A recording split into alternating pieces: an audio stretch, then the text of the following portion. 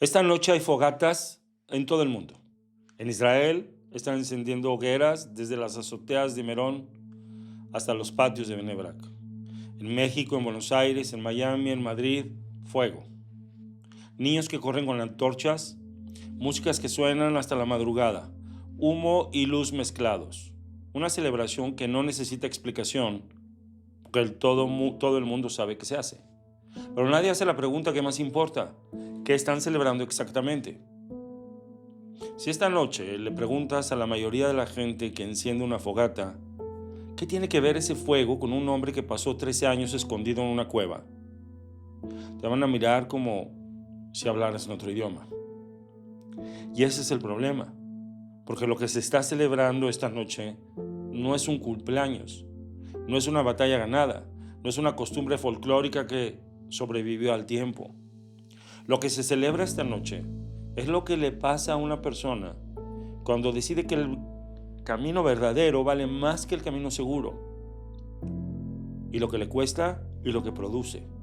Hay una pregunta que ese hombre respondió desde el fondo de una cueva con 13 años de oscuridad que tiene directamente ver con algo que tú llevas sin resolver. No porque sea un dato histórico interesante, sino porque la respuesta tiene tu nombre. Pero antes de dártela, necesito contarte qué pasó la primera vez que salió de esa cueva. Porque lo que ocurrió es más perturbador de lo que cualquier hoguera pueda sugerir. La historia de Rabbi Shimon Bar Yochai no empieza en una cueva. Empieza con una traición. El contexto es el siglo II de la era común.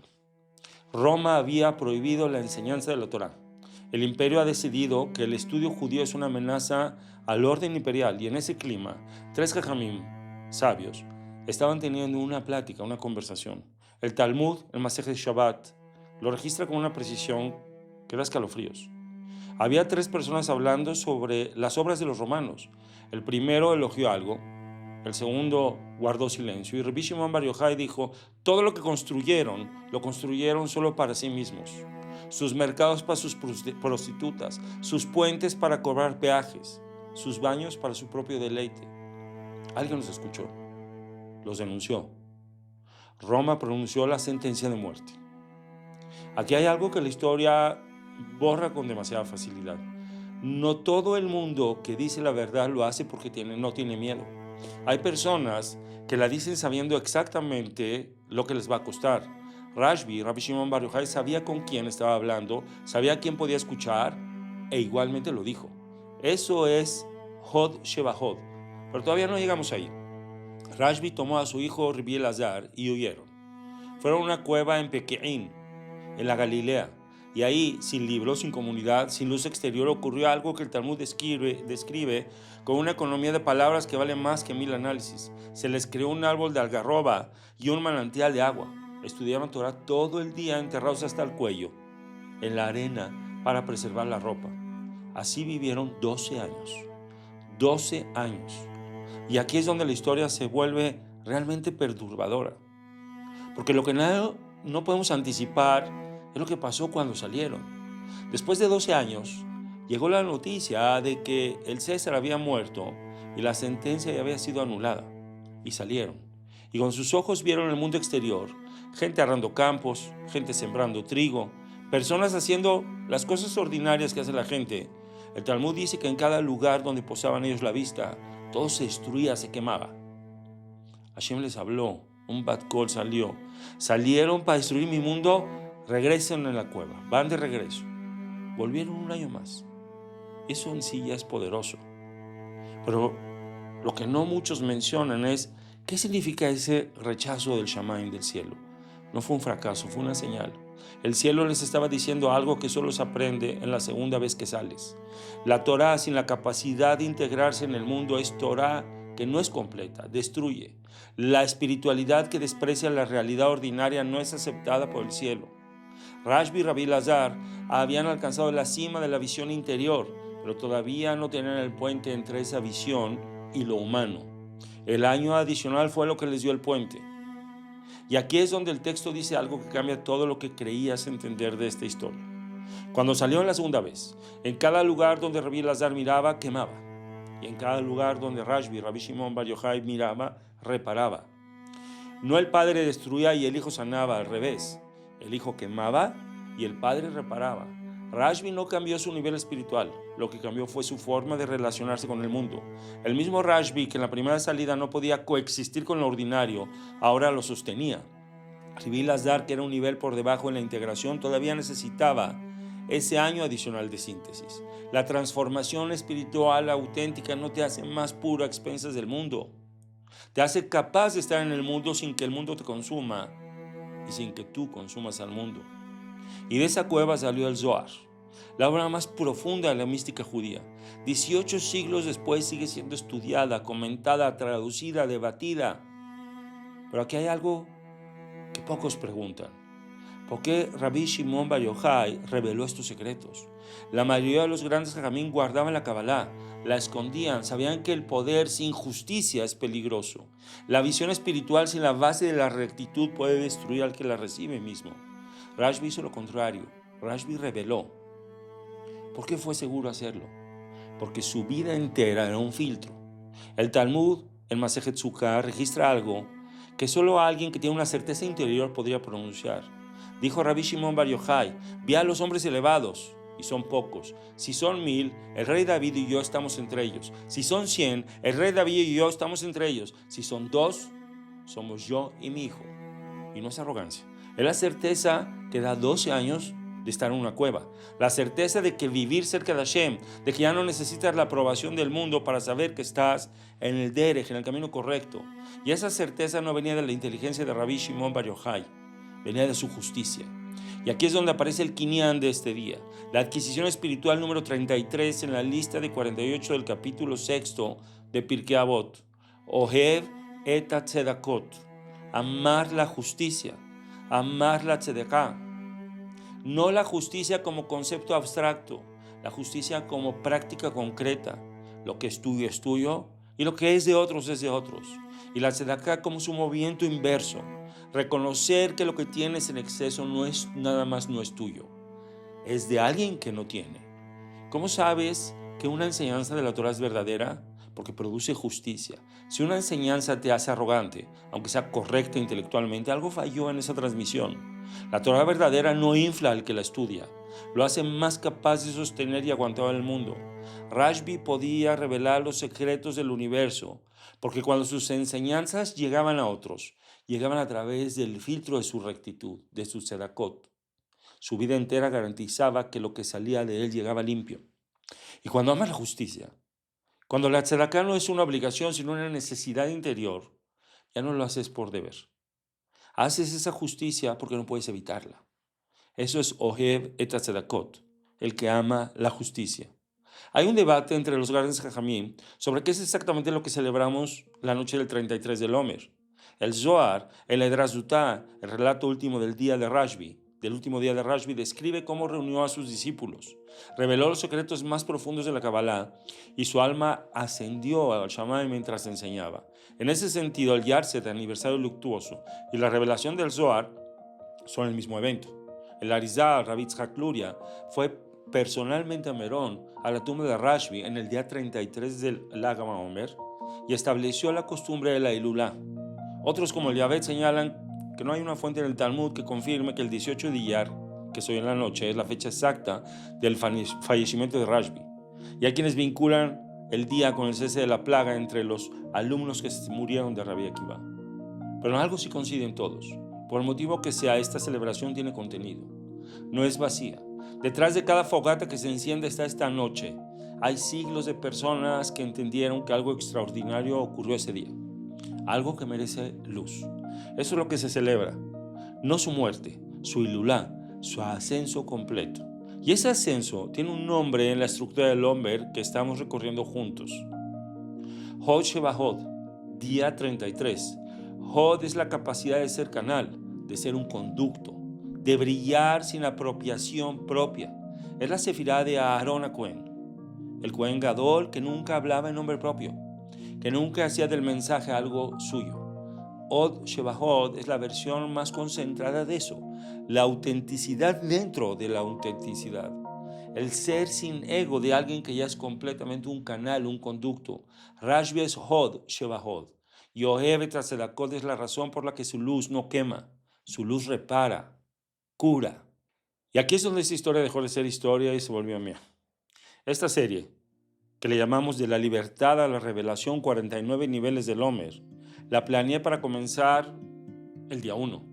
Tenía el plan, la estructura, los guiones, algunos pensados, tenía toda la intención. Y llegamos al día 15, ahí fue donde se me empezó a acumular, donde fue una catástrofe, no fue, ni catástrofe ni drama. Fue exactamente la forma más difícil, es la acumulación. Una cosa y otra y otra, y de repente, el día 15 ya había quedado atrás. Y los días siguientes se iban apilando sin video. Y cada mañana me levantaba con el peso de lo que no estaba hecho. Llegó un momento en que me senté frente a la cámara, como ahora, con los días del Homer ya transcurridos, con la serie avanzada a medias, y lo que sentí no fue una motivación, no fue la energía del comienzo. Lo que sentí fue exactamente lo que siente a alguien cuando lleva tiempo en la cueva sin haber elegido estar ahí, el peso de lo que no está hecho. Y la voz que todos conocemos, la que dice, ya te retrasaste, ya perdiste el ritmo, ya no vale la pena porque ya no es perfecto, porque ya no es el principio. Esa voz fue muy precisa esa noche.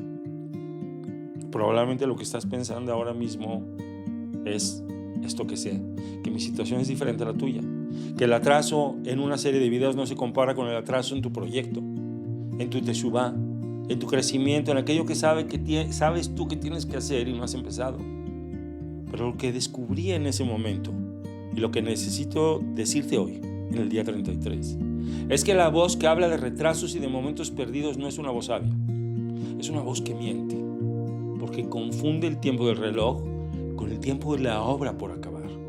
Rabbi Shimon Bar Yochai pasó 12 años en una cueva, 12 años sin que nadie sepa, sin publicar nada, sin audiencia que viera su proceso, 12 años en los que desde afuera cualquier observador hubiera dicho, este hombre ya desapareció, ya no existe.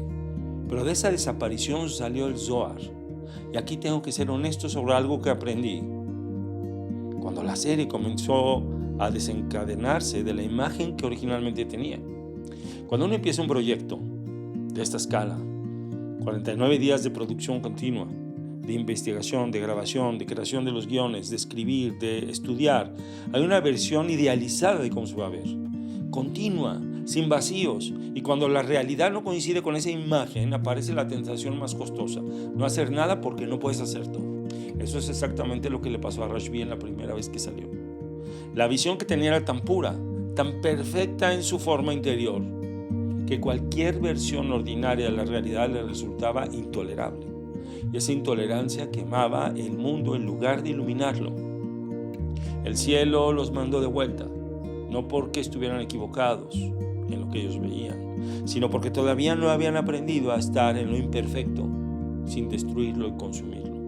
Si fuera tú en este momento, lo que más me pesaría es la pregunta de si ya es demasiado tarde, si el momento pasó, si la ventana ya se cerró. Y la respuesta que el Lag BaOmer me da, la respuesta que Rashbi me da desde el día 33 es esta. Rashbi no cambió su nivel espiritual entre la primera salida y la segunda. Simplemente cambió su manera de relacionarse con el mundo. El mismo hombre, la misma profundidad, pero una relación diferente con lo ordinario. Y ahora su mirada reparaba donde antes quemaba. Eso es Ohev Tzedakot, en acción absoluta. No la pureza que aísla del mundo. Para preservarse la justicia que se acerca al mundo para sostenerlo. Lo que Rashbi tenía en exceso, visión, Torah, secretos del universo, lo entregó. No lo guardó para sí, lo reveló en el Zohar. Esa es la tzedaká más alta. Dar lo que te costó más años de adquirir para todos. Así que seguí grabando, no desde el día 1, desde donde iba. Porque la cueva fue necesaria. Y la segunda salida siempre es diferente a la primera. Pero ahora necesito preguntarte algo de manera directa. ¿Cuánto tiempo llevas tú en tu cueva? No la cueva de Pequín, la tuya. El proyecto que empezaste y pusiste en pausa. La práctica espiritual que dijiste después. La conversación que llevas meses sin tener. La decisión que ya sabes cuál es, pero todavía no la ejecutas. Cuando hagas ese inventario honesto, la razón por la que esta historia cambia todo es esta. El retraso no es el problema. El problema es cuando el retraso se convierte en identidad. Cuando dejas de decir todavía no he comenzado y empiezas a decir soy alguien que no comienza. Rabbi Shimon Bar Yochai no salió de la cueva diciendo perdí 12 años de mi vida. Salió con el Zohar y salió con la capacidad de reparar lo que su hijo quemaba. Ohev et tzedakot, amar la o las justicias. No es el privilegio de los que nunca se desviaron. Es la decisión de quien, el momento en que lo reconoce lo que es lo correcto, lo hace. Aunque ya sea tarde según el reloj del mundo. Aunque nadie lo vea todavía. Y sé lo que algunos están pensando, mi cueva no produce Zohar. No hay Zohar en mi cueva. Mi cueva es solo lo que procrastiné. Aquí está la verdad que nadie dice. La tzedaká no requiere grandeza. Requiere honestidad sobre lo que tienes en exceso y lo que el mundo necesita de ti. Si tienes claridad, compártela. Si tienes experiencia, transmítela. Si tienes tiempo, utilízalo. Lo que tienes en exceso y no das es, en términos de la Torah, de otro, y le pertenece al que lo necesita. La cueva que transforma es la que está llena de trabajo real, de preparación honesta. La cueva que destruye es la que está llena de la historia de por qué no puedes salir. Y cuando reconozcas esa diferencia, vas a saber cuándo es tiempo de salir. Y lo que hagas después del tiempo en esa cueva va a tener adentro todo el tiempo que pasaste en ella, aunque nadie lo haya visto. Esta noche se encienden fogatas en todo el mundo, porque hace 18 siglos un hombre decidió que el camino justo valía más que la seguridad, que la Torah valía más que el permiso de Roma, que la justicia valía más que el silencio cómodo. Y de ese hombre, de esa cueva, de esos 13 años que desde afuera parecían silencio y desde adentro eran el Zohar haciéndose, salió una luz que todavía no se apaga. Hod Sheba Hod, la gloria dentro de la gloria, la que no se apropia, la que da. Lo que llevas hoy del día 33 es esto. Tu cueva tiene una fecha de salida, no la decide el calendario, la decide el momento en que ya integraste lo que la cueva tenía que darte. Y cuando salgas, todo ese tiempo invisible va a estar presente en cada cosa que hagas. Esta noche, cuando veas las fogatas o cuando las imagines desde donde estés, recuerda que se encienden por alguien que amó la justicia cuando era lo más costoso amarla. Y que ese mismo amor está disponible para ti ahora desde donde estás. Ohev et tzedakot.